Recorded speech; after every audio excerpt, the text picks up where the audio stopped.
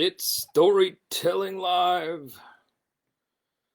Welcome, one and all, to another edition of Storytelling Live, wherein I read either my own or stories from the dawning of the industrial age, back in um, the 19th century tales. Yeah. So tonight is a little bit different. I'm using my computer.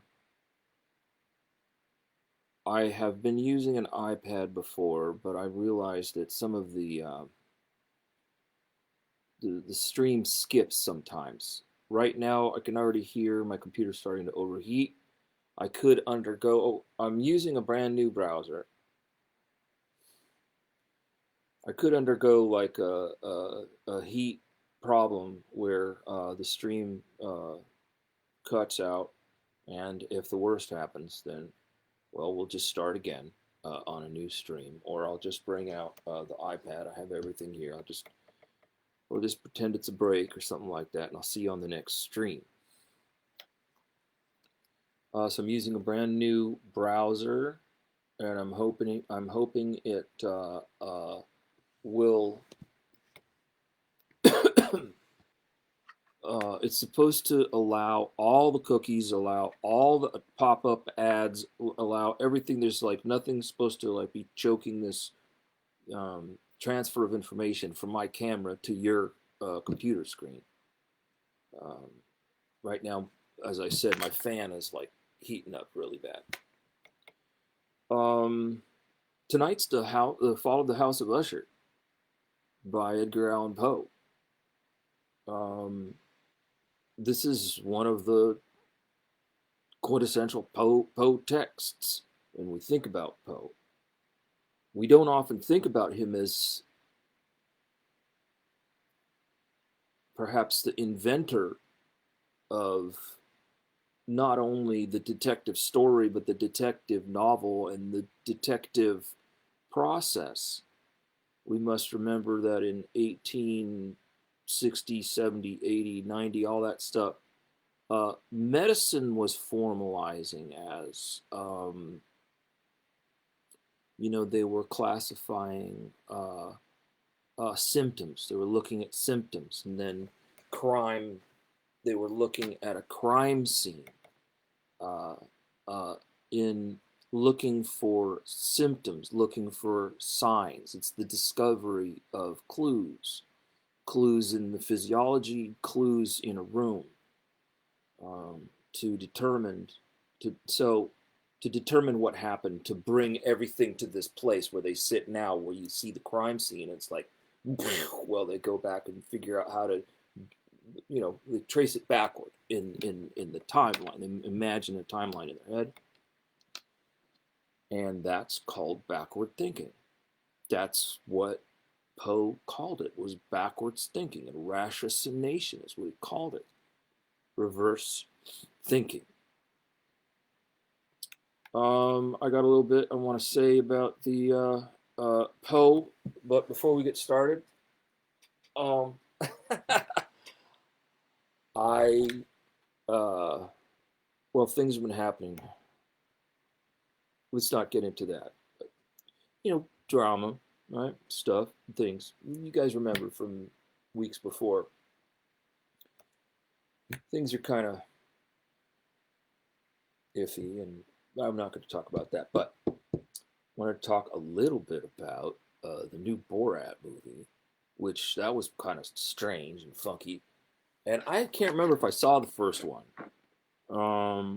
but I I mean, let's coin a new phrase to Borat someone, right? Let's make it a verb.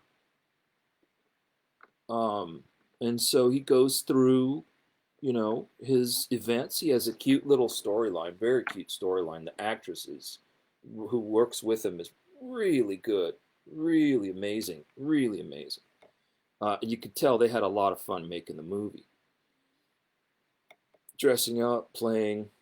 hijinks running through. But Borat, someone, what's he doing?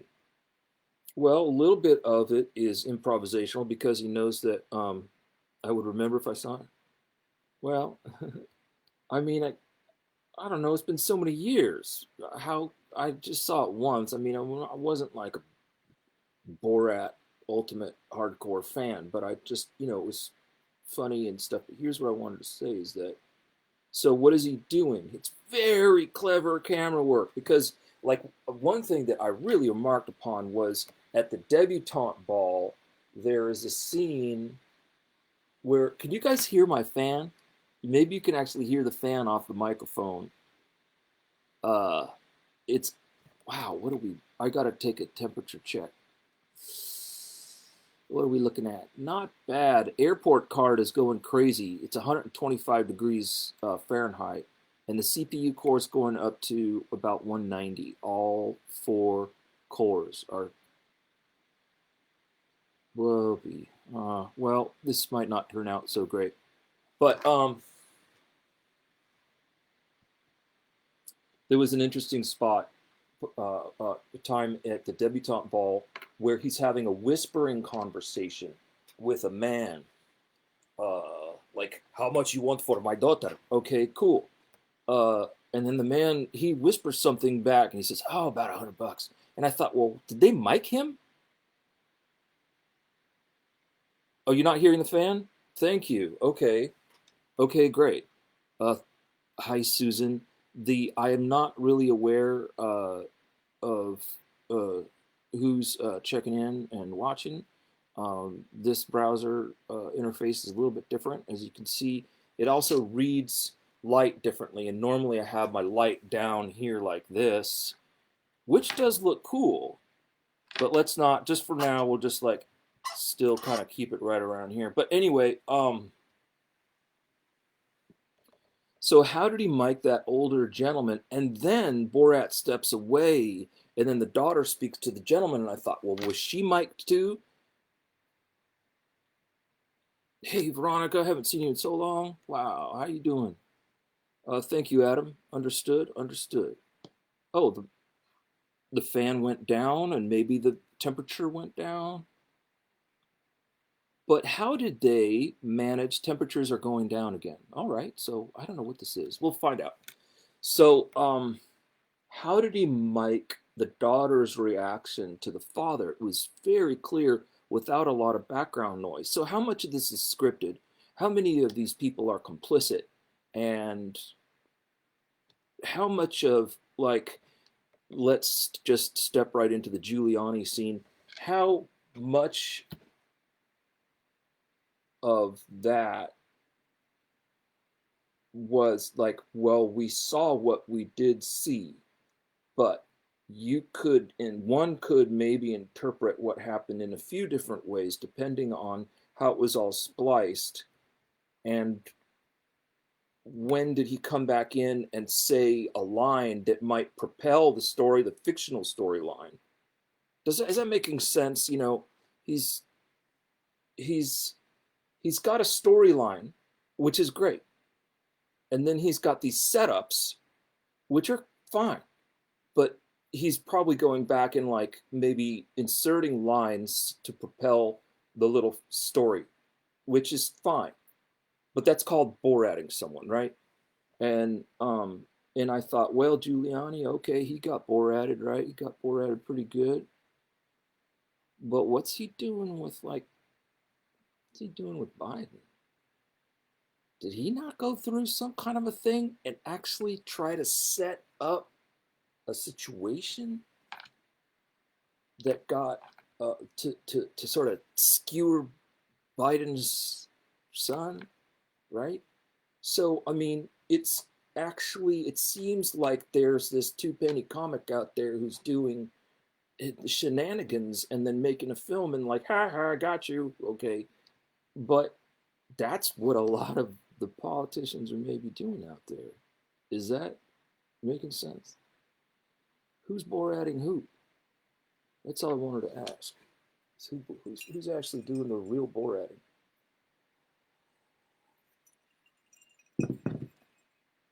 Um, I had some other political things I'm probably going to step away from. We've only got a limited amount of time, and I'm sure my computer's probably going to explode if I have a longer session. But I'm very glad that you guys are out there, and I'm very glad you're here tonight. And I can't also very excited about tonight, but I can't wait to read you the Washington Irving, the classic Halloween tale um, of uh, uh, the Legend of Sleepy Hollow. Uh, very amazing, very very cool, very cool. So what do we got? Beep. There it is. Edgar Allen Poe was actually born Edgar Poe and adopted later by the Allen family. Um,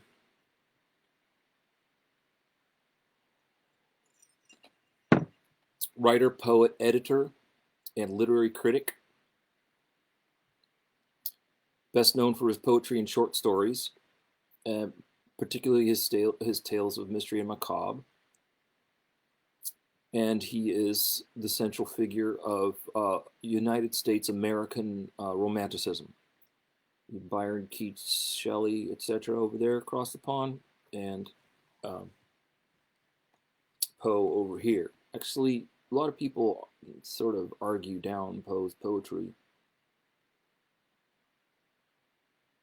Depends on where you sit.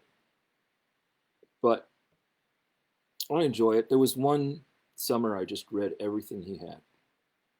Everything. I have one of those tomes. I have two. Same thing. It's just his whole entire collected works, everything, essays, everything, everything. It's marvelous. Great writing. That man was so amazing. What I really enjoyed, actually, of course, you could probably figure out, not actually the macabre, no. The, um, what's his name from Nantucket? No, no, no, not the joke. Come on. His name was Arthur Gordon Pym. That novella. Very cool. Very cool. We have Wag the Dog. Yeah, I remember that film.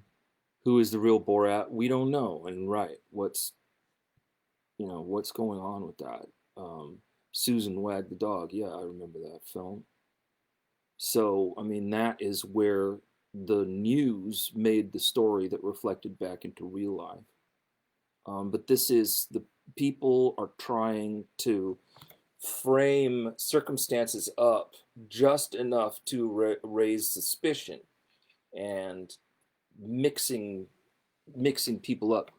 Hello, are we on? Okay, good. So confusion. Let's have 4 more years of divisiveness, anger, vitriol, confusion. Let's have that, right? Maybe it'll be the better. This is what I wanted to not say, but I have to say it. But maybe that would actually be the better backdrop for. They're the things that are going to happen, that might happen, but they're the things that we actually need to happen.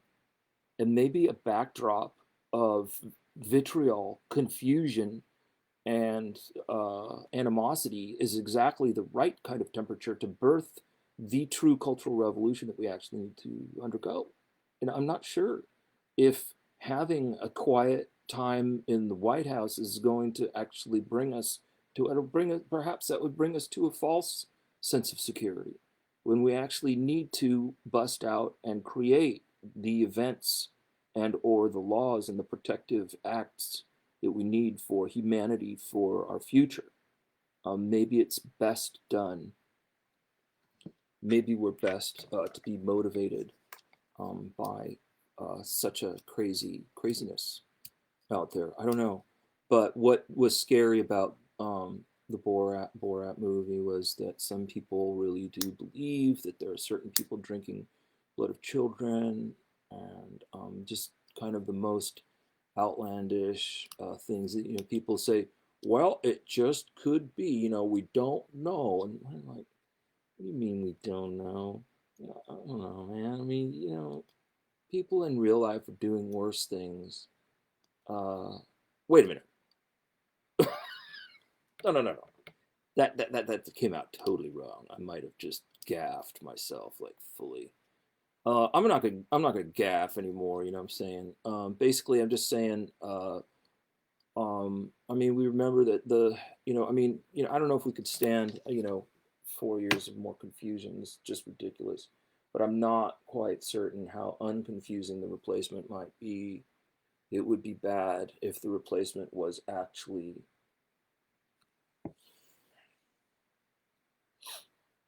We know it's a tough choice, man. We all know. We all know it's a tough choice.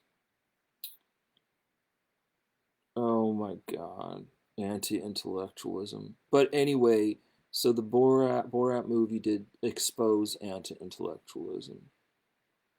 Did expose the fact that people do not trust anything that is told to them except by their friend with whom they are drinking beer. Now, where did that person get it? Well, not from anywhere special, not from anywhere exclusive, just the same old crapola. Anyway, I just can't believe how incredibly ill informed they are and how incredibly well armed they are. Just remember, COVID time is like Christmas time, man. Just gotta act special, gotta treat people very much with very much patience, gotta share of yourself, you gotta value the people in your life. You got to share that love with those people, the people who are around you, just the ones who are right in front of you. You got to care for them and care for yourself and sleep healthy and eat healthy and walk healthy and be healthy, because that's of the greatest importance right now for our future. Yeah. Hey, Mike. Hey, Veronica. Yeah, I understand. People are expressing all kinds of new, interesting ideas. And the quicksand is to go there in your brain and to try to predict what might and could be and what we might be waiting for and what could probably happen. And what we're concerned with and what we ought to be concerned with is the now and what is in front of you. Get up, do the push-ups, take your walk, eat well, bless yourself, bless your neighbors. Or maybe you don't like your neighbors, but whoever, the people you love, let them know. Hug people, hug yourself, and hug your friends, and hug more. Hug. It's right now. The thing that could be in the future is the thing that'll keep you up at night. And even in war-torn areas, they still quibble about the future. And you would think it would be clear, but it is not. Even if you're actually in the middle of something cataclysmic, if it's upon you, then your priorities will also go to the right now. Not the right in the future, it's the now. That's where your power is. And that's where you got to bring your concentration. So Poe was the first well-known American writer to earn a living through writing alone, resulting in a financially difficult life and career. So he was actually, let's see, so here in the Wikipedia article, it says he's also generally considered to be the inventor of the detective fiction genre, and is further credited with contributing to the emerging genre of science fiction. So science fiction was taken off mostly with like H.G. Wells, right? Maybe we should hit some Wells, But I gotta check that camera. Are you guys on? You guys still there? Yay. Okay. All right. Whew, jeez.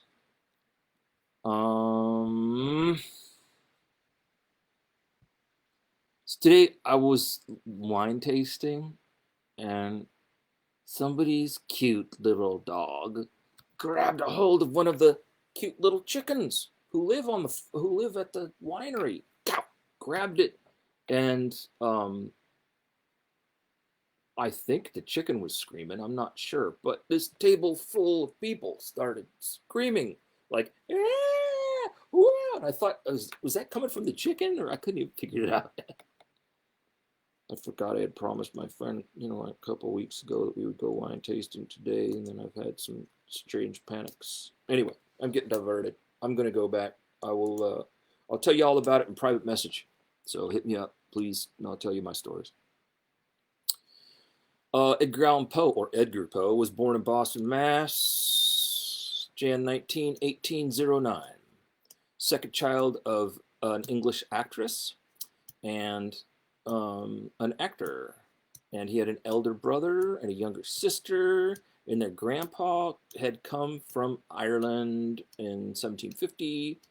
And they think that Edgar was possibly named after a character in King Lear, Shakes, which the couple actually were performing in about 1809. So there you go. It could have been. Here comes this kid. Of course, he's playing King Lear. She was performing pregnant then, huh? Okay. His father took off in 1810, so next year, and then his mother died a year later. Oh no! So he was two. So he was orphaned and taken into the home of John and Frances Allen. And the Allens were very successful merchants who dealt in a variety of goods: cloth, wheat. Cloth is probably, I'm going to go out on a limb here and think, cotton. It's not just regular old cloth, it's actually cotton. So we know what cotton means. They sold cloth, wheat, tombstones, tobacco. Now we're getting closer. And slaves. So he came from a slave owning family. Well,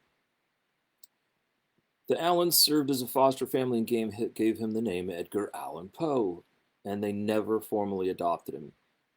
And he stayed with them anyway until he was a young adult. And then Poe started going out and drinking as a young man and gambling, and then went to the University of Virginia, but left because they didn't have enough money. Poe was unable to support himself, so he enlisted in the United States Army, not the rebel army. And he was served first in Boston, so he went up north, got away from the South. Poe published Tamerlane and other poems, which did not do very well at all. He made basically a chapbook. If all you poets out there know what a chapbook, yeah, y'all know that thing.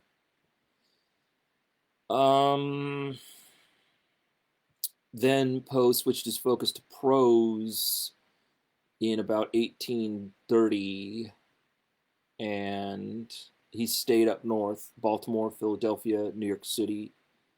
Then first he married his 13-year-old cousin, Giuliani, right? And then Virginia Clem, his 13-year-old cousin, died of tuberculosis 10, 11 years later. But during this time, in January 1845, he published The Raven, and it was extremely popular. And then he began his own journal called The Pen, renamed The Stylus, and started that thing up. and did not get that actually launched before he started. He died in 1849 at the age of 40. I heard he was found drunk or passed out or dead or something like that on a bench somewhere. They picked him up. I don't know. Is that real? Is that true or not? He died in Baltimore. The cause of his death is unknown and has been variously attributed to disease, alcoholism, substance abuse, suicide, and other causes. So he was probably a pretty worked up individual. How are we doing? Does it look good? We good? Okay, seems all right. Hey, Julian. Hello, Your Highness. So very happy to see you here, Jills. Okay. And so basically, Poe and his works influenced literature around the world as well as specialized fields such as cosmology and cryptography. And he and his work appear throughout popular culture in literature, music, films, television. A number of his homes are dedicated museums today. The Mystery Writers of America present an annual award known as the Edgar for distinguished work in the mystery genre. And tonight, you lucky, lucky, lucky people, you get to hear the fall of the House of Usher. Oh, that's what that thing is flashing. It's like telling me, hey, sir, we have a new tip for you. No, I don't want a tip right now. I'm trying to go live on the doggone. Here's what I can do. Just a minute before we start. Blah, blah, blah, blah, blah. I'm going to go through and just, hi, Adam. Hi, Susan. Adam, that was 500 what? Hi, Veronica. Yes, I remember Wag the Dog. And who is the real boy? I love all you guys when you say these things because you make the broadcast more multi-dimensional and stronger. You know, it's extremely good to put down your 2 cents. And you know, I'm just trying to see what we got here. We're very, very, very lucky to have this tale with us tonight, and it's so wonderful.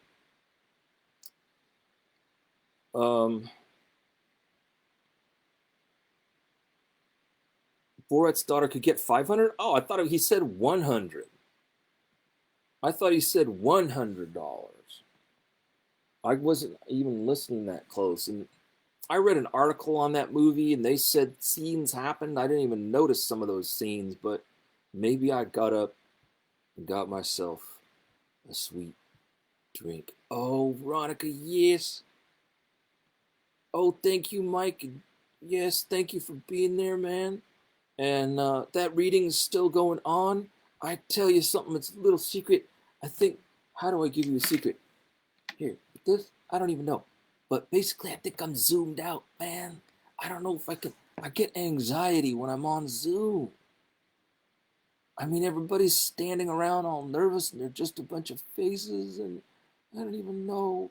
But, you know, we have to do it because that's the new way. But it's cool to see bunches of people. And actually, some Zoom meetings I feel really, really good afterward, you know. But, hope you guys are having fun with it. Zoom life. And then Veronica next week, I hope you can be with us at some Legend of Sleepy Hollow, Ichabod Crane, you know, Washington Irving, you know, that headless horseman. He was a Hessian. What's a Hessian? It's a German soldier, man. Why does he look like a German soldier? I don't know. All right. Enough of me. I am leaving the room. And now, entering the room is Edgar Allan Poe.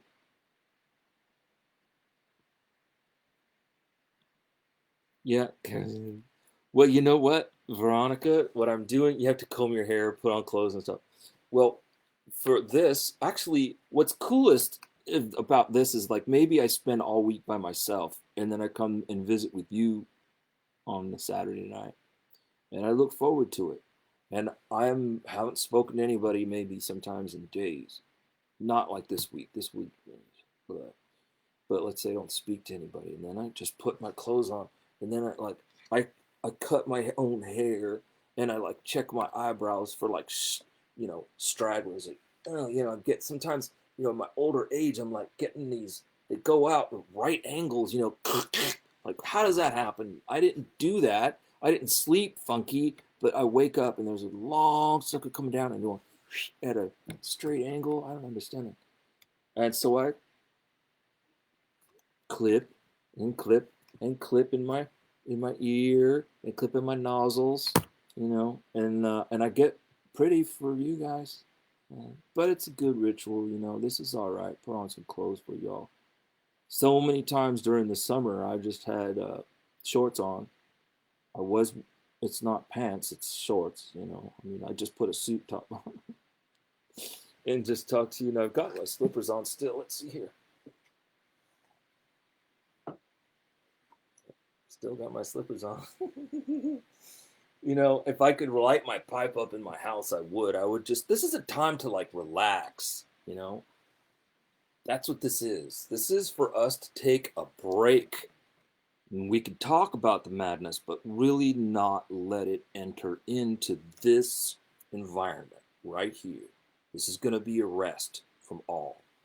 And I mentioned a few things, and I won't go. Come on. I can.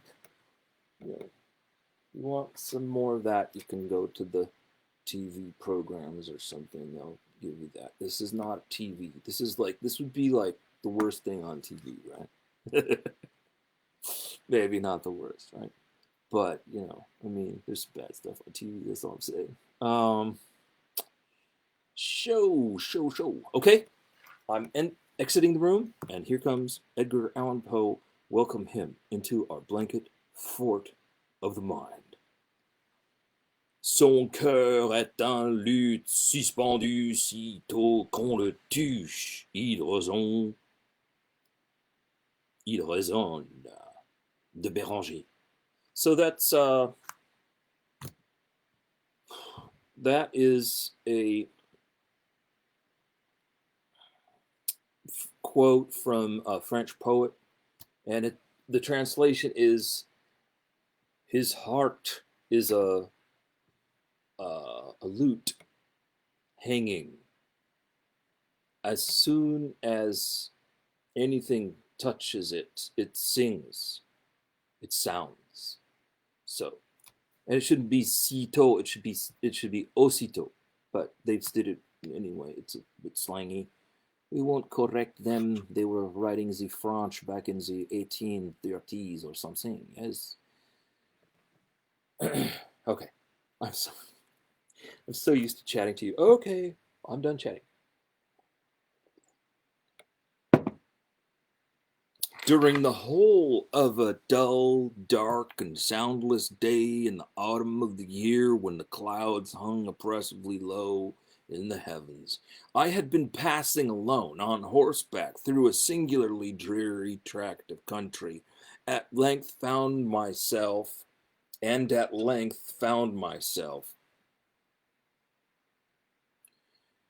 as the shades of the evening drew on, within view of the melancholy house of Usher.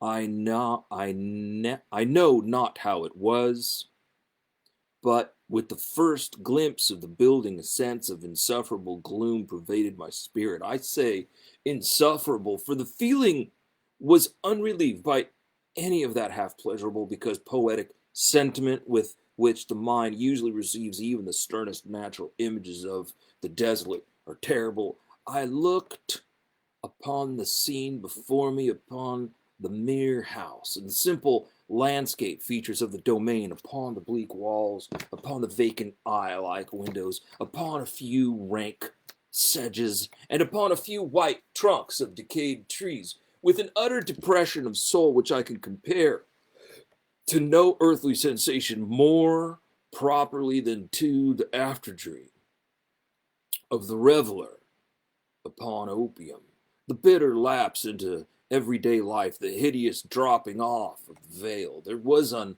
iciness, a sinking, a sickening of the heart, an unredeemed dreariness of thought which no goading of the imagination could torture into aught of the sublime. What was it? I paused to think. What was it that so unnerved me in the contemplation of the house of Usher? It was a mystery, all insoluble, nor could I grapple with the shadowy fancies that crowded upon me as I pondered.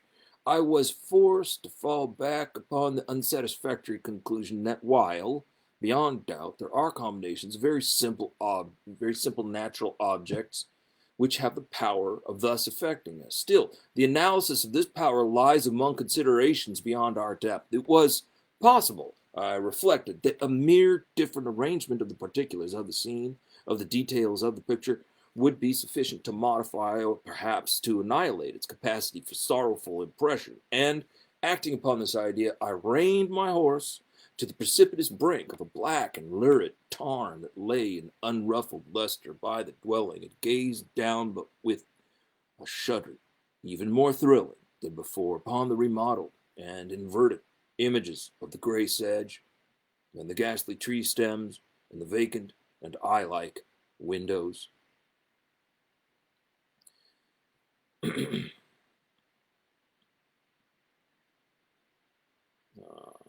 Excuse me.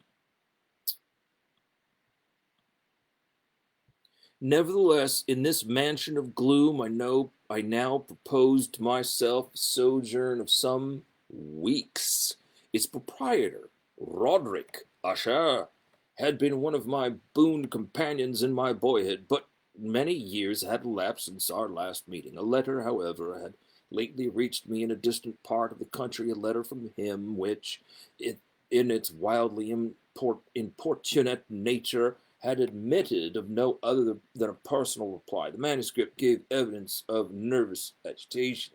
The writer spoke of acute bodily illness, of a mental disorder which oppressed him, and of an earnest desire to see me at his best, and indeed his only personal friend, with a view of attempting by the cheerfulness of my society some alleviation of his malady. It was the manner in which all this, and much more, was said.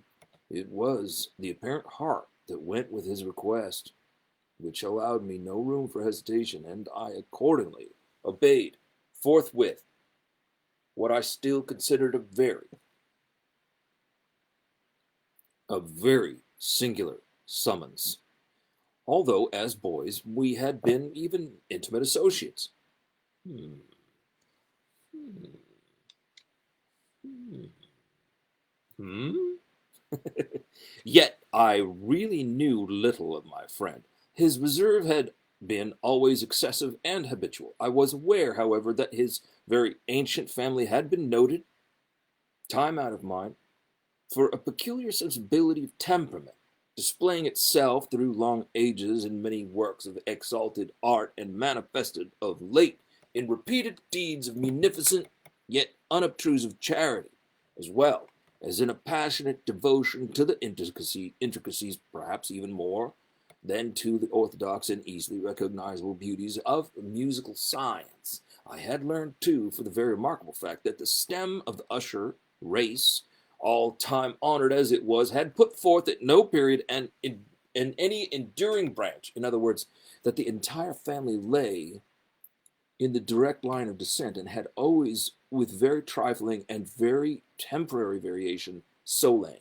It was this deficiency I considered, while running over in thought the perfect keeping of the character of the premises with the accredited character of the people, and while speculating upon the possible influence which the one, in the long lapse of centuries, might have exercised upon the other. It was this deficiency, perhaps, of collateral issue, and the consequent undeviating transmission from sire to son of the patrimony with the name with which it had at length so identified the two as to merge the original title of the estate in the quaint and equivocal appellation of the House of Usher, an appellation which seemed to include in the minds of the peasantry who used it both the family and the family mansion. So both the family is known as the House of Usher, and that house is known as the House of Usher. But I have said that the sole effect of my somewhat childish experiment, that of looking down within the tarn, had been to deepen the first singular impression. There can be no doubt that the consciousness of the rapid increase of my superstition, for why should I not so term it, deserved mainly to accelerate the increase itself. Such, I have long known, is the paradoxical law of all sentiments having terror as basis. And it might have been for this reason only that when I again uplifted my eyes to the house itself from its image in the pool, there grew in my mind a strange fancy, a fancy so ridiculous indeed, but that I mention it only to show the vivid force of the sensations which oppressed me. I had so worked upon my imagination as to really believe that about the whole mansion and domain there hung an atmosphere peculiar to themselves in their immediate vicinity, an atmosphere which had no affinity with the air of heaven, but which had reeked up from the decayed trees and the gray wall of the silent tarn, a pestilent and mystic vapor, dull, sluggish, faintly discernible, and leaden-hued. Shaking off from my spirit what must have been a dream, I scanned more narrowly the real aspect of the building. Its principal features seemed to be that of an excessive antiquity. The discoloration of ages had been great. Minute fungi overspread the whole exterior, hanging in a fine tangled webwork from the eaves. Yet all this was apart from any extraordinary dilapidation.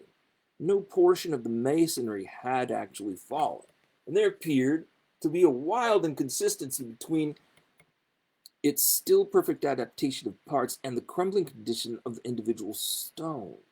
In this there was much that reminded me of the specious totality of old woodwork which has rotted for long years in some neglected vault with no disturbance from the breath of the external air.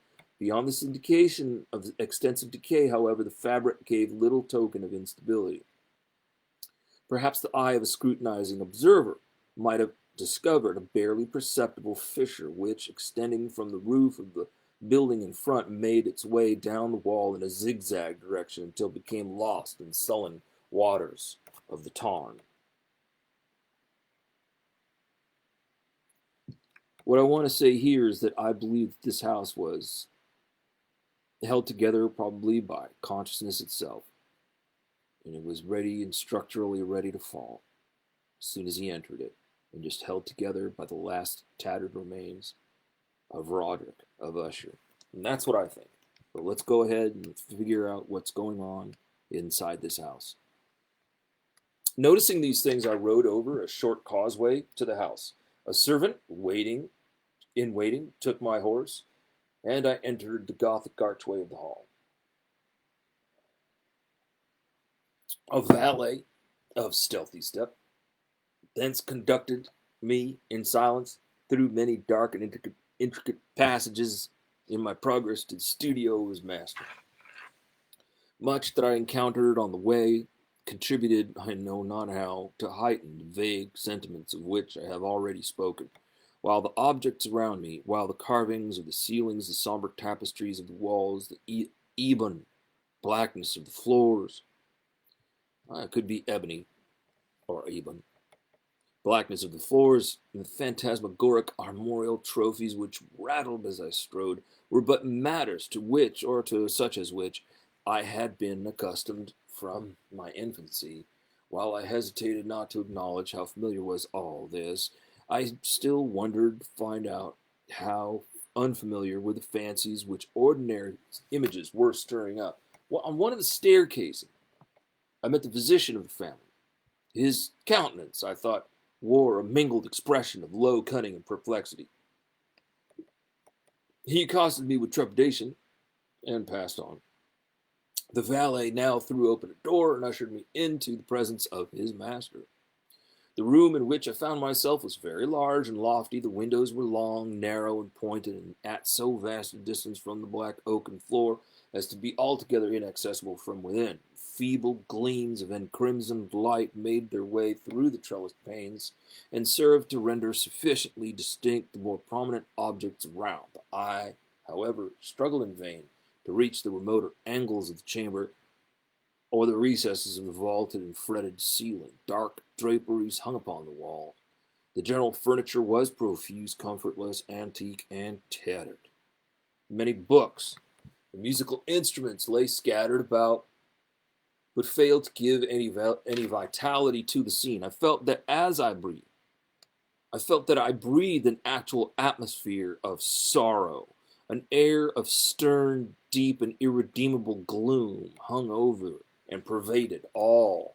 Upon my entrance, Usher arose from a sofa on which he had been lying at full length, and greeted me with a vivacious warmth which had much in it.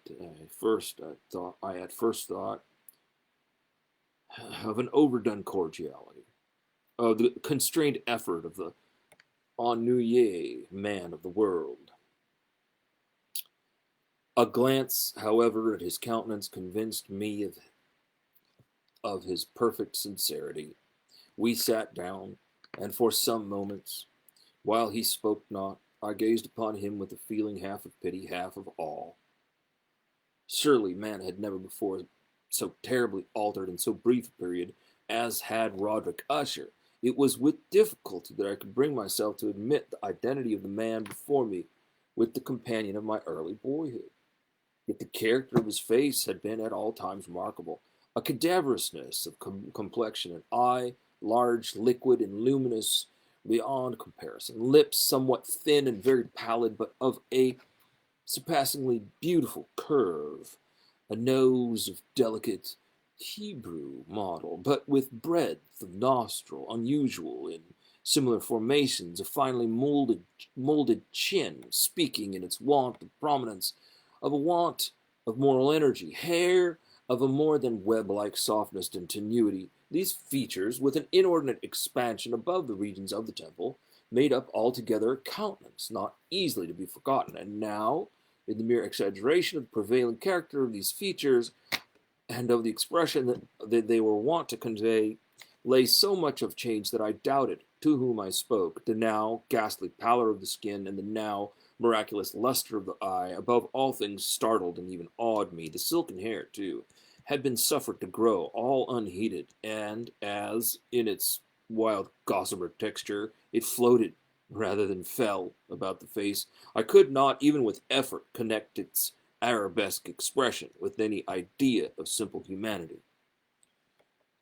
I want to pause here again and tell you that certainly uh, Arthur Conan Doyle read this before inventing Holmes. And we're going to get into those people soon. We're going to talk about Doyle. We're going to talk about Holmes. We could talk about Watson. We'll talk about them. They're coming up the week after Halloween. So the week after Halloween is the week I'll have surgery. And I'm less upset about it now. And I'm kind of thinking about it and hoping it'll just be kind of a smaller deal, much smaller deal. You know, I should be good. You know, we'll be good. Hoping for the best, yeah. So we'll be talking about Holmes later, but that picture of a gaunt man with high temples and a beaky nose and the aquiline features, even the gray hue, and Holmes, Doyle went ahead and said that Holmes had gray, steel gray eyes. But basically, that's almost I never thought about it before, but that's almost like Holmes, you know. And of course, he copied the whole ratiocination idea from Poe as well, and made these stories, you know. But he worked on the whole, developing the conventions of the detective story. Not like Poe though. Poe was amazing. Poe had amazing mind. In the manner of my friend, I was at once struck with an incoherence and inconsistency, and I soon found this to arise from a series of feeble and futile struggles to overcome a habitual trepidancy, an excessive nervous agitation. For something of this nature I had indeed been prepared, no less by his letter than by reminiscences of reminiscences of certain boyish traits, and by conclusions uh, deduced from his peculiar physical conformation and temperament.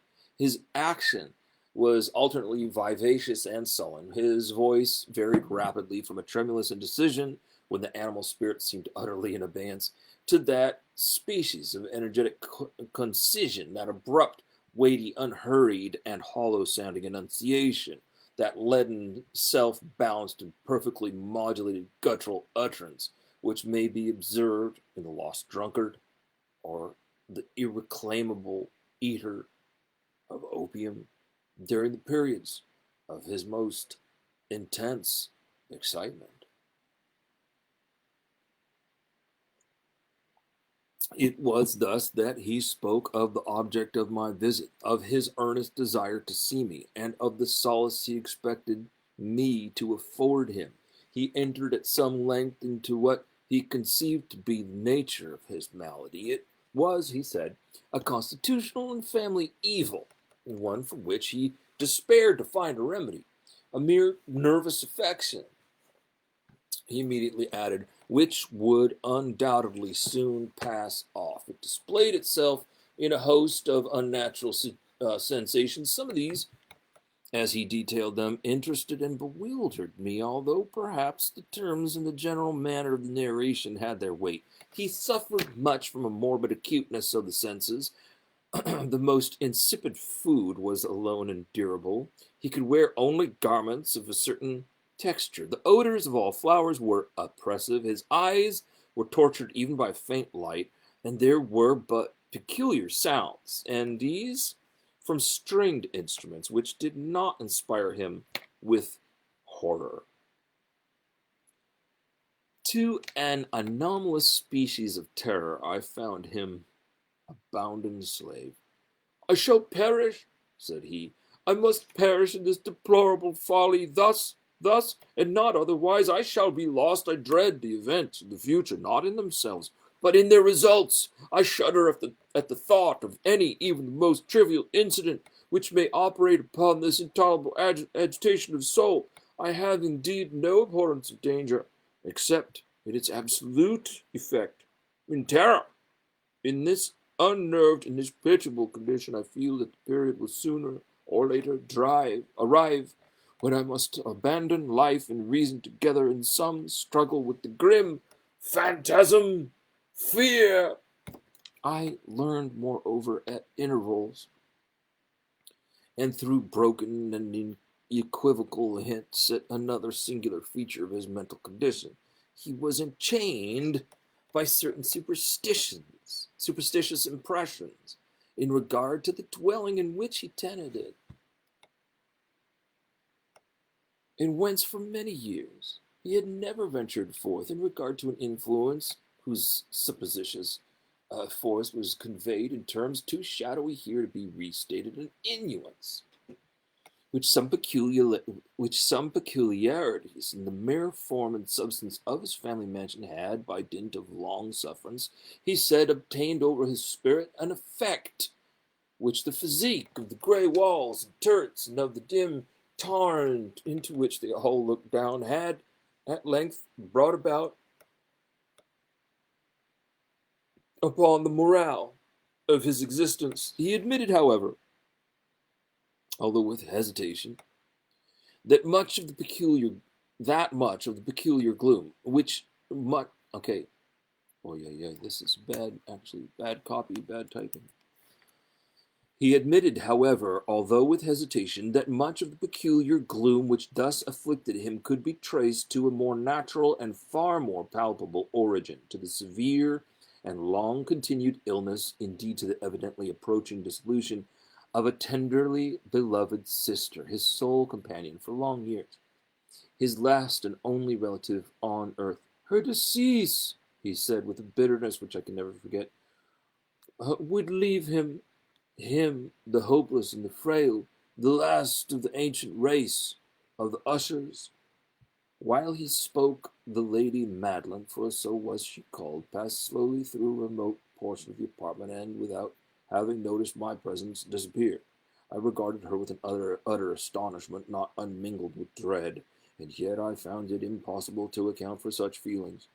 A sensation of stupor oppressed me as my eyes followed her retreating steps. When a door at length closed upon her, my glance sought instinctively and eagerly the countenance of the brother.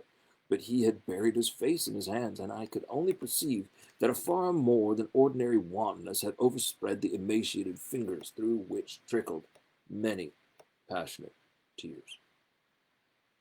The disease of the Lady Madeline had long baffled the skill of her physicians.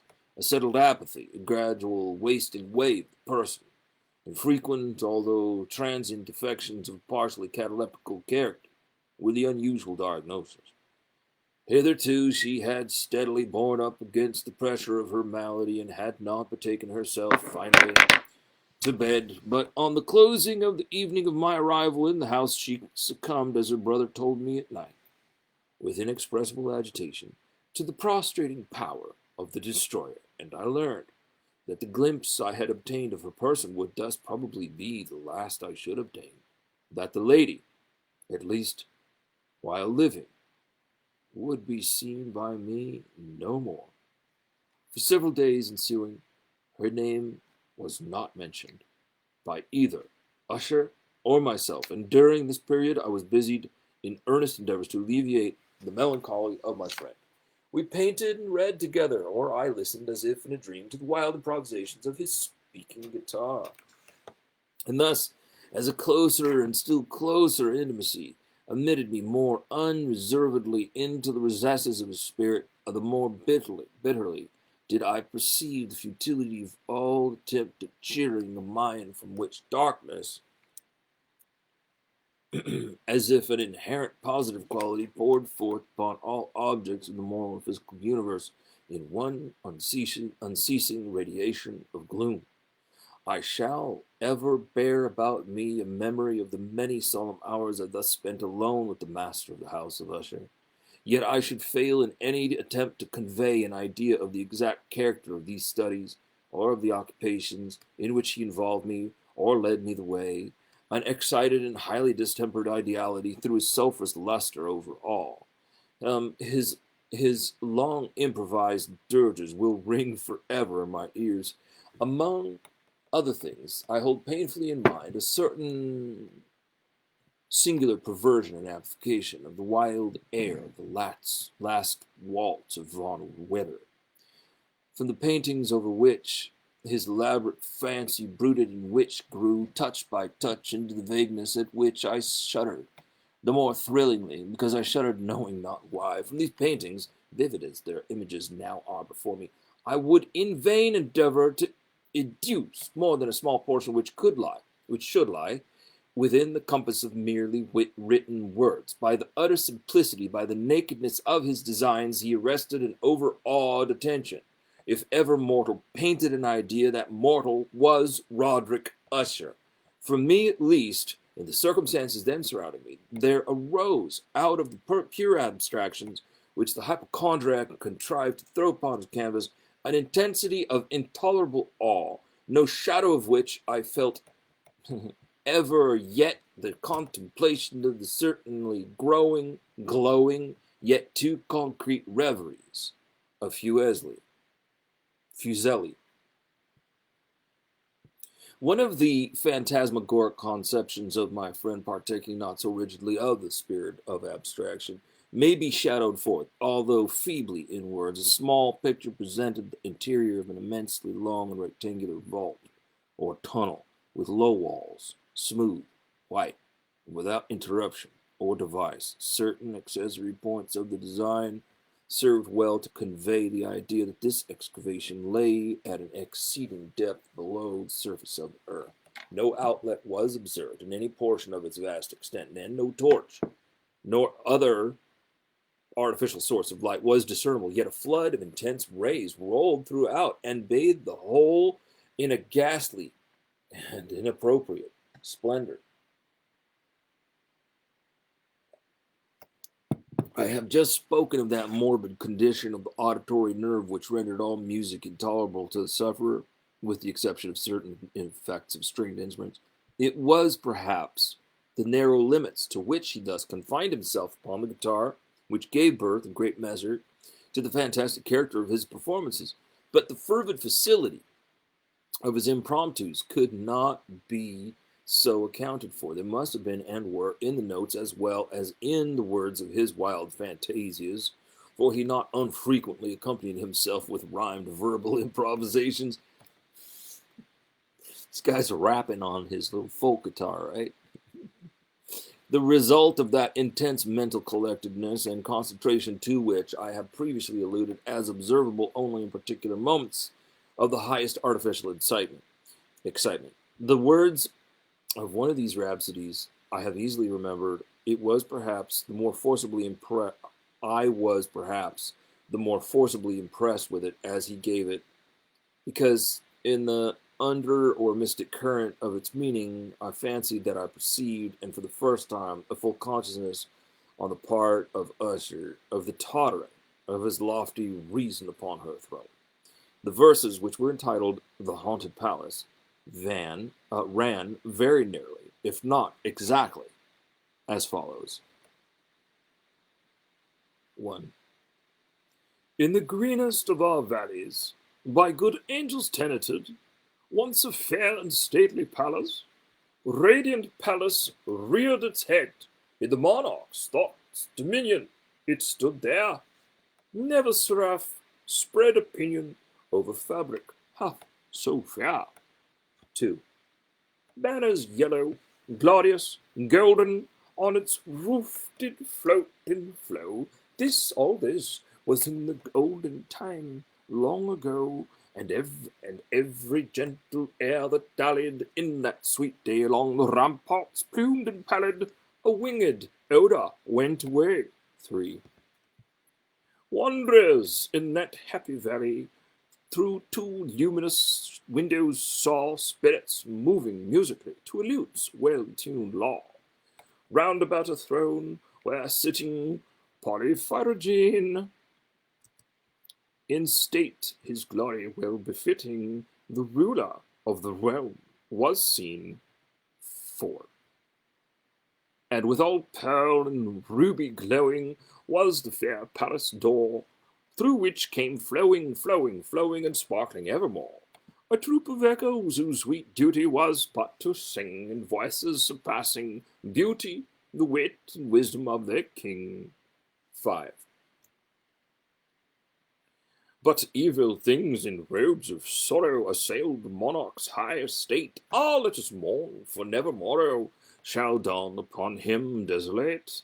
And round about his home the glory that blushed and bloomed is but a dim remembered story of the old time, entombed.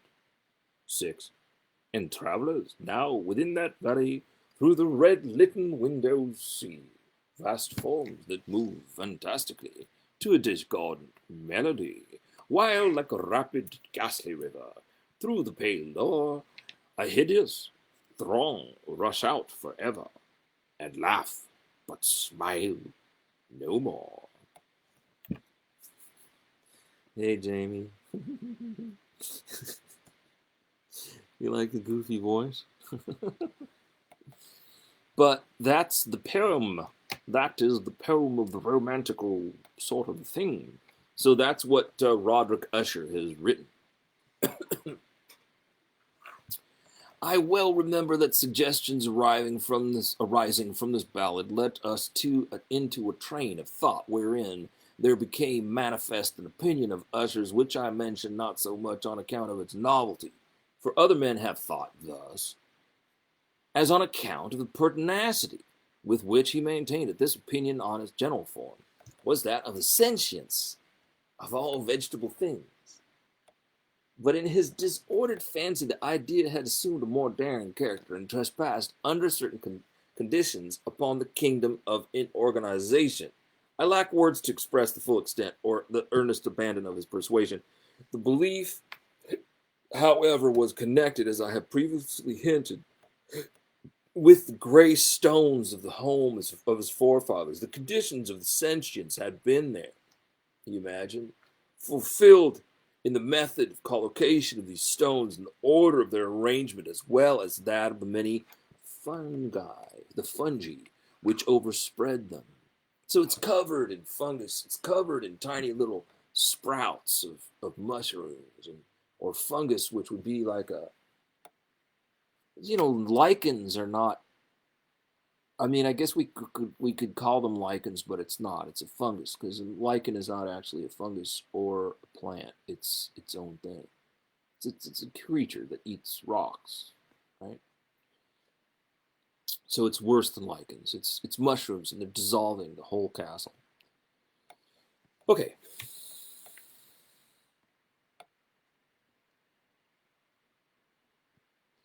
As well as in that of the many fungi which overspread them, and of the decayed trees which stood around, above all in the long undisturbed endurance of this arrangement, and in its reduplication in the still waters of the tarn, its evidence, the evidence of the sentience, was to be seen, he said, I here started as he spoke, in the gradual yet certain condensation of the atmosphere of their own about the waters and the walls. The result was discoverable, he added, that in that silent yet importunate and terrible influence for which, for centuries, had molded the destinies of his family, and which made him what I now saw, made him what he was. Such opinions need no comment, and I will make none.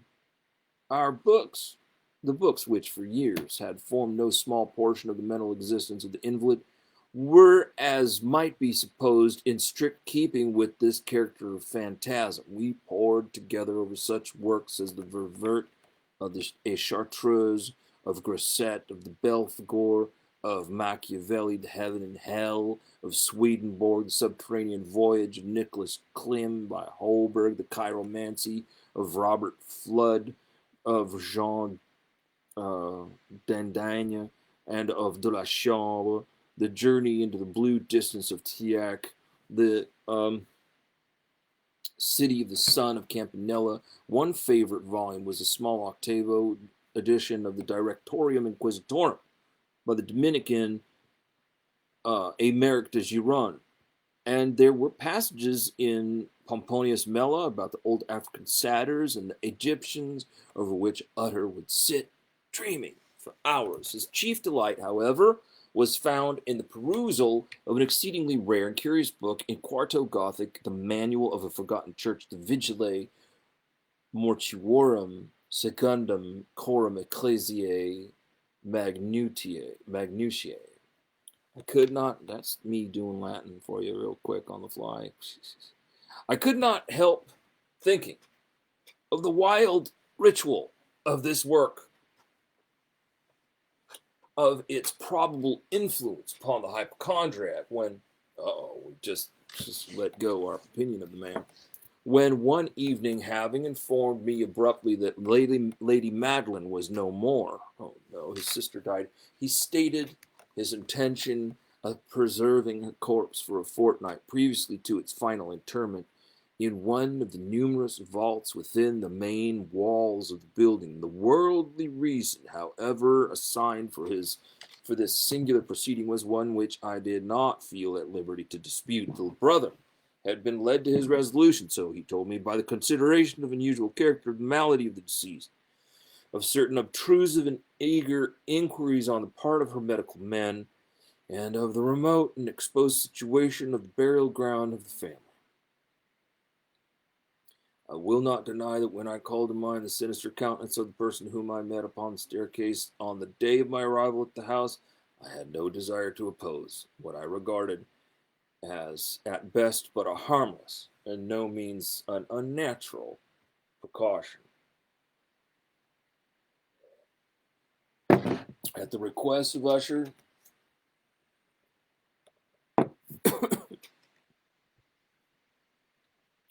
I personally aided him in the arrangements for the temporary entombment. The body having been encoffined, we two alone bore it to its rest. The vault in which we placed it, and which had been so long unopened that our torches, half smothered in its oppressive atmosphere, gave us little opportunity for investigation, was small, damp, and entirely without means of admission for light. Lying at great depth, immediately beneath that portion of the building which was my own sleeping apartment, it had been used apparently in remote feudal times for the worst purposes of the dungeon keep, and in later days as a place to deposit powder or some other highly combustible substance, as a portion of its floor and the whole interior of the long archway through which we reached it were carefully sheathed with copper. The door, of massive iron, had been also similarly protected. Its immense weight caused an unusually sharp grating sound as it moved upon its hinges.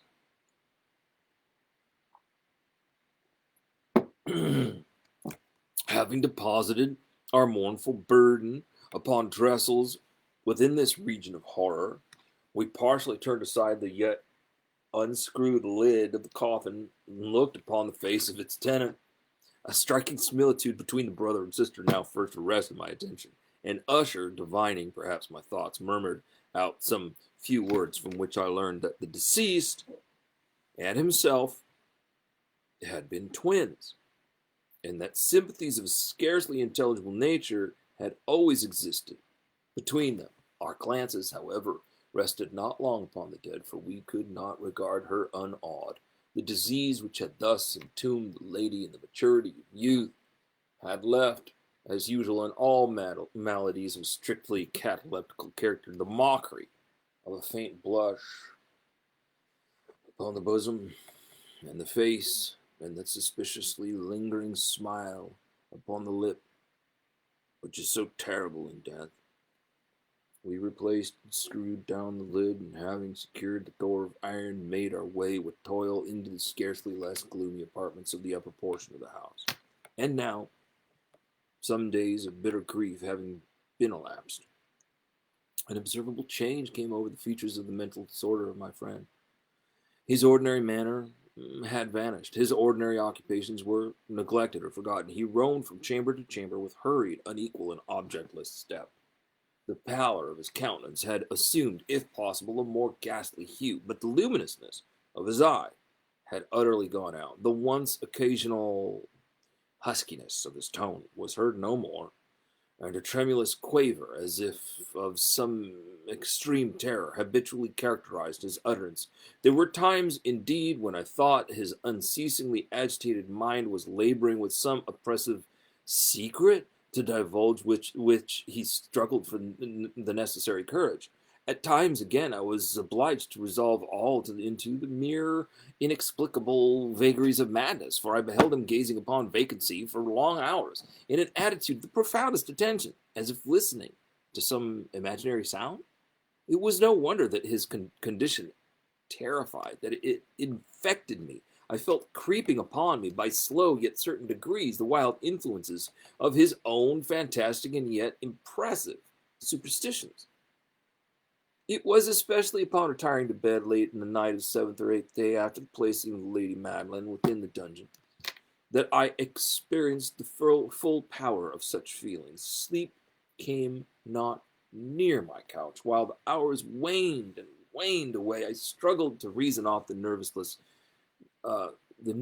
which had dominion over me. I endeavored to believe that much, if not all, of what I felt was due to the bewildering influence of the gloomy furniture of the room, of the dark and tattered tapestries which, tortured into motion by the breath of the rising tempest, swayed fitfully to and fro upon the walls and rustled uneasily about the decorations of the bed, but my efforts were fruitless. An irrepressible tremor gradually pervaded my frame, and at length there sat upon my very heart an incubus of utterly causeless alarm. Shaking this off with a gasp and a struggle, I uplifted myself on the pillows and, peering earnestly within the intense darkness of the chamber, hearkened, I know not why, except that an instinctive spirit prompted me to certain low and indefinite sounds which came through the pauses of the storm at long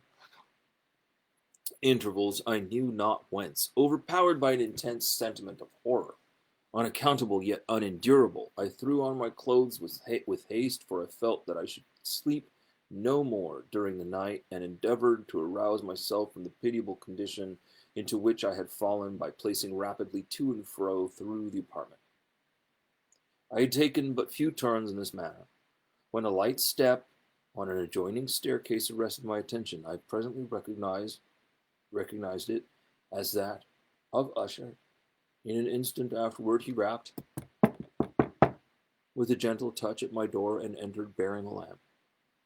His countenance was, as usual, cadaverously wan, but, moreover, there was a species of mad hilarity in his eyes, and evidently restrained hysteria in his whole demeanor. Pardon me. It's the COVID talking, excuse me. Oh, that's it for COVID. All right, it's over.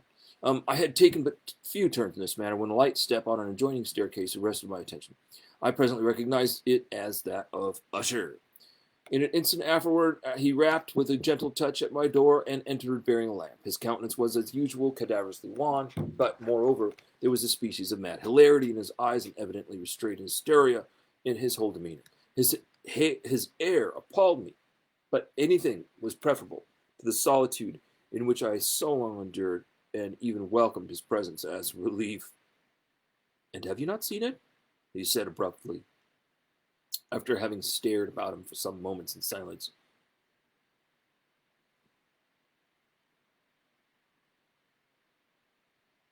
"You have not then seen it? But stay, you shall." Thus speaking, and having carefully shaded his lamp, he hurried into one of the casements and threw it freely open to the storm. The impetuous fury of the entering gust nearly lifted us from our feet. It was indeed a, a tempestuous yet sternly beautiful night, when one wildly singular in terror, in its terror and its beauty. A whirlwind had apparently collected its force in our vicinity. There were frequent and violent alterations in the direction of the wind, and the exceeding density of the clouds, which hung so low as to press upon the turrets of the house, did not prevent our perceiving the lifelike velocity with which they flew careening from all points against each other without passing away into the distance. I say that even their exceeding density did not prevent our perceiving this, yet we had no glimpse of the moon or stars, nor was there any flashing forth of the lightning, but the undersurfaces of the huge masses of agitated vapor, as well as the all terrestrial objects immediately around us, were glowing in the unnatural light of a faintly luminous and distinctly visible gaseous exhalation which hung about and enshrouded the mansion. "You must not, you shall not behold this." "Oh, you must not, you shall not behold this," said I, shudderingly, to Usher, as I led him with a gentle violence from the window to his seat. "These appearances which bewilder you are merely electrical phenomenon, not uncommon.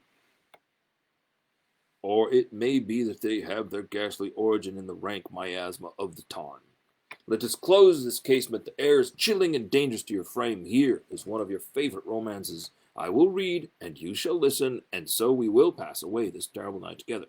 The antique volume which I had taken up was The Mad Tryst of Sir Launcelot Canning, but I had called it a favorite of Usher's, more in sad jest than in earnest, for in truth there is little in its uncouth and unimaginative prolixity which could have had interest for the lofty and spiritual ideality of my friend. It was, however, the only book immediately at hand, and I indulged a vague hope that the excitement which now agitated the hypochondriac might find relief, for the history of mental disorder is full of similar anomalies, even in the extremeness of the folly which I should read. Could I have judged, indeed, by the wild, overstrained air of vivacity with which he hearkened, or apparently hearkened, to the words of the tale, I might well have congratulated myself upon the success of my design. I had arrived at that well-known portion of the story where Ethelred, the hero of the tryst, having sought in vain for peaceable admission into the dwelling of the hermit, proceeds to make good an entrance by force. Here it will be remembered the words of the narrative run thus. And Ethelred, who was by nature of a doughty heart, and who was now mighty withal, on account of the powerfulness of the wine which he had drunken, waited no longer to hold parley with the hermit, who in sooth was of an obstinate and maliceful turn, but feeling the rain upon his shoulders and fearing the rising of the tempest, uplifted his mace outright, and with blows made quickly room in the plankings of the door for his gauntleted hand, and now pulling herewith sturdily he so cracked and ripped and tore all asunder that the noise of the dry and hollow sounding wood alarmed and reverberated throughout the forest. At the termination of this sentence I started for a moment, paused. For it appeared to me, although I at once concluded that my excited fancy had deceived me, it appeared to me that from some very remote portion of the mansion there came indistinctly to my ears what might have been, in its exact similarity of character, the echo, but a stifled and dull one certainly, of the very cracking and ripping sound which Sir Launcelot had so particularly described. It was beyond doubt the coincidence alone which had arrested my attention, for amid the rattling of the sashes of the casement and the ordinary commingled noises of the still increasing storm, the sound in itself had nothing, surely, which should have interested or disturbed me. I continued the story.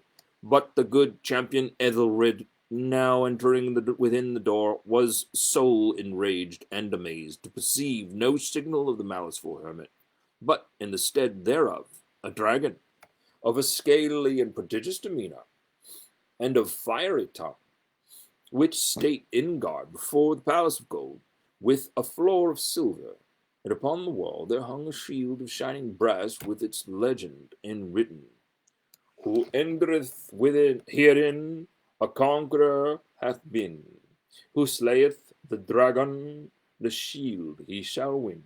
And Ethelred uplifted his mace and struck upon the head of the dragon, which fell before him and gave up his pesty breath. With a shriek so horrid and harsh, and withal so piercing, that Ethelred had fain to close his ears with his hands against the dreadful noise of it, the like whereof was never before heard. Here again I paused abruptly, and now with a feeling of wild amazement, for there could be no doubt whatever that in this instance I did actually hear, although from what direction it proceeded I found it impossible to say, a low and apparently distant but harsh, protracted, and most unusual screaming or grating sound, the exact counterpart of what my fancy had already conjured up for the dragon's unnatural shriek as described by the romancer. Oppressed as I certainly was upon the occurrence of the second and most extraordinary coincidence, by 1,000 conflicting sensations in which wonder and extreme terror were predominant, I still retained sufficient presence of mind to avoid exciting, and by any observation, the sensitive nervousness of my companion. I was by no means certain that he had noticed the sounds in question, although, assuredly, a strange alteration had, during the last few minutes, taken place in his demeanour. From a position fronting my own, he had gradually brought round his chair so as to sit with his face to the door of the chamber, and thus I could but partially perceive his features, although I thought I saw that his lips trembled, as if he were murmuring inaudibly. His head had dropped upon his breast.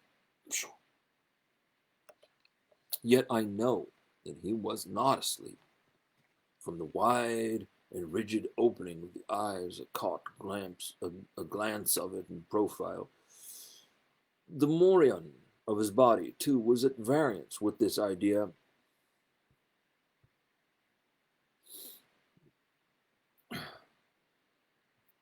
And for he rocked from side to side with a gentle yet constant uniform sway. Having rapidly taken notice of all this, I resumed the narrative of Sir Launcelot, which thus proceeded.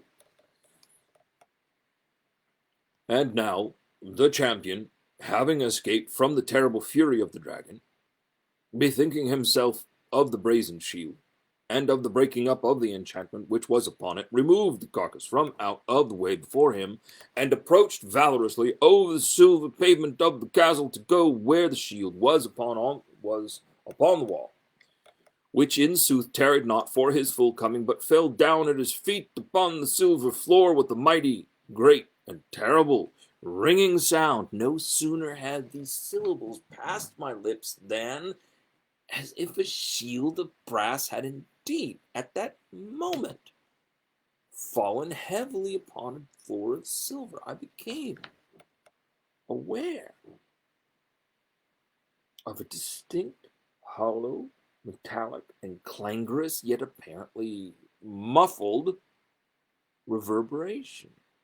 Completely unnerved, I leapt to my feet, but the measured rocking movement of Usher, he's going from side to side, was undisturbed. I rushed to the chair in which he sat. His eyes were bent fixedly before him, and throughout his whole countenance there reigned a stony rigidity. But as I placed my hand upon his shoulder, there came a strong shudder over his whole person. A sickly smile quivered about his lips, and I saw that he spoke in a low, hurried, and gibbering murmur, as if unconscious of my presence. Bending closely over him, I at length drank in the hideous import of his words. Not hear it?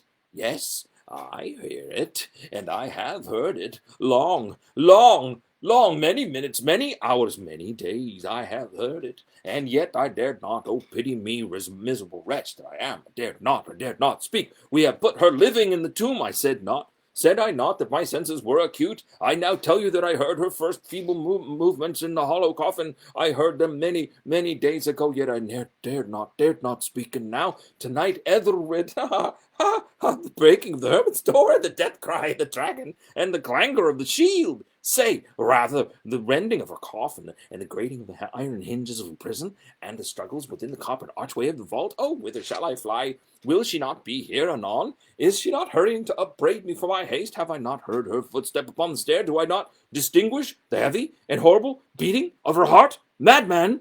Here she sprang fiercely. Oh, here he sprang furiously to his feet and shrieked out his syllables, as if in the effort he were giving up his soul. Madman! I tell you that she now stands without the door! And as if in the superhuman energy of his utterance, there had been found the potency of a spell. The huge antique panels to which the speaker pointed threw slowly back upon the instant their ponderous and ebony jaws. It was the work of the rushing gust. But then without those doors there did stand the lofty and enshrouded figure of the Lady Madeline of Usher. There was blood upon her white robes, and the evidence of some bitter struggle upon every portion of her emaciated frame. For a moment she remained trembling, and reeling to and fro upon the threshold. Then, with a low moaning cry, fell heavily inward upon the person of her brother, and in her violent and now final death agonies, bore him to the floor a corpse and a victim to the terrors he had anticipated. From that chamber and from that mansion I fled aghast. The storm was still abroad in all its wrath as I found myself crossing the old causeway. Suddenly there shot along the path a wild light, and I turned to see whence a gleam so unusual could have issued, for the vast house and its shadows alone were alone behind me. The radiance was that of the full setting and blood-red moon, which now shone vividly through that once barely discernible fissure of which I have before spoken, as extending from the roof of the building in a zigzag direction to the bays. While I gazed, this fissure rapidly widened, and there came a fierce breath of the whirlwind. The entire orb of the satellite burst at once upon my sight, and my brain reeled as I saw the mighty walls rushing asunder. And there was a long tumultuous shouting sound like the voice of 1,000 waters.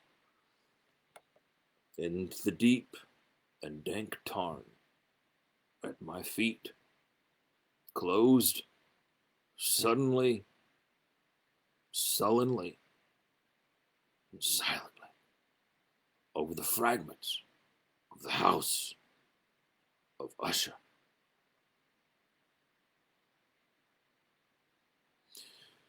And that's it.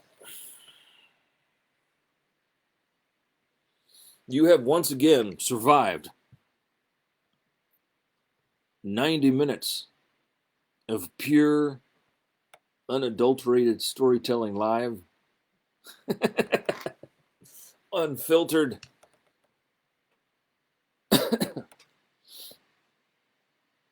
Once again, I thank you all. Lajitan, you're wonderful. Mr. J. Martin Strangeweather, you are amazing.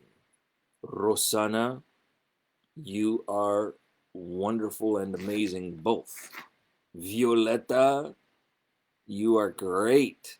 And I can't wait to hear from you again. Everybody, thank you so much. Remember that tip jar. Winkety wink wink. Veronica, thank you for hanging out with us, man. So, I don't know. I mean, should we like should we dress up in our pajamas next week or something? Maybe I'll wear my pajamas. My pajamas are actually a traditional men's jalaba. And when I was going through really rough times, I just wore that. I mean, rough times, I mean, when I was having the worst of the pain from last year, that was really bad. Anyway, maybe. Mike, thank you, man. We're doing cool. We got more cool stuff coming up. So in case you... Susan, I love you, my dear. Thank you. So, again, I will tell you again. Just to repeat myself, but just to let everybody know in case you've never heard me say this before. Next week is Legend of Sleepy Hollow. Do not miss that. Huh? There are a million things. Yes, I know there are a million things going on. It's Halloween night. Maybe there's something that you know about that's going on. But it's not going to be this. We've got a cool thing here. And we're going to enjoy one another. And we're going to enjoy the legend of Sleepy Hollow. A traditional American tale. Hey, you know what? Actually, the Fall of the House of Usher is also a very American tale. And let's enjoy this kind of thing together. You know, this is great. So, full moon next week. It's a blue moon. And it's the darkest, dankest Halloween moon you could ever ask for. Coming up after that is a Sherlock Holmes tale. And you will enjoy that. And I got stuff to say. I'll give you a clue, and I'll say it again in 2 weeks. But in every depiction you see of, well, number one, it takes a Watson to make a Holmes. It takes a Watson to make a Holmes. It takes an observer of the great mind. It takes the witness to make a great mind. How's that? So,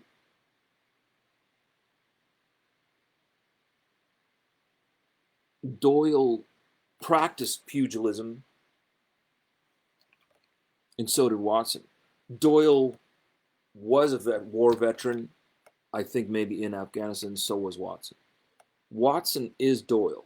If you ever see Watson looking anything unlike Doyle, you know they've got it wrong. Or they're riffing, like with the new Sherlocks, you know, the new Sherlock Holmes things that they did with the Humperfield Cumberbund. Right, I know, but come on, we're gonna enjoy it again. I know maybe you read that when you were 12, yay, but we're gonna come on and yeah, we're gonna enjoy it. And then after, so it's Sleepy Hollow, Holmes, and then get ready because we're going out into outer space, and with one of my own. So it's I won't tell you the title of it because it's unpublished, but I know you're gonna like it, and I want you to listen to it because there's some very important messages that I encoded in there. Actually, sort of deep spiritual messages. You will enjoy. And okay, well, okay, so 90 minutes, we're up, man. All right, I can't wait until next week, and I thank you all. And if you have stuff, why don't you come? Yeah, space. We're gonna go into. Whoops. Yay. Uh, so okay, and I'm gonna miss you. I'm gonna miss you all, and I thank you very, very much. Please write me a message, drop me a line, tell me how you're doing, because right now we do need to collect together. And I mean, even if Biden takes it, it's still going to be confusing times. We're in a moment of transition, not just for the country, but for humanity. So this is a shift that's going on, and everything has successfully been thrown up in the air, right? We kind of don't know exactly how it will land, or if it ever will land, and maybe stop expecting it to land. Maybe focus on the right here and now, and be as productive as we can be in the now. It's enough to make one insane because it's a lot of self command. We are telling ourselves we've got the external stimuli have reduced, and everybody has like kind of folded up camp, and everybody's separating into camps. Well, love the ones in your camp, and maybe venture out and get to know other people in other camps. But we're all together in our separateness. Anyway, so thank you very much. Good night. I enjoy you all very much, and drop me a line.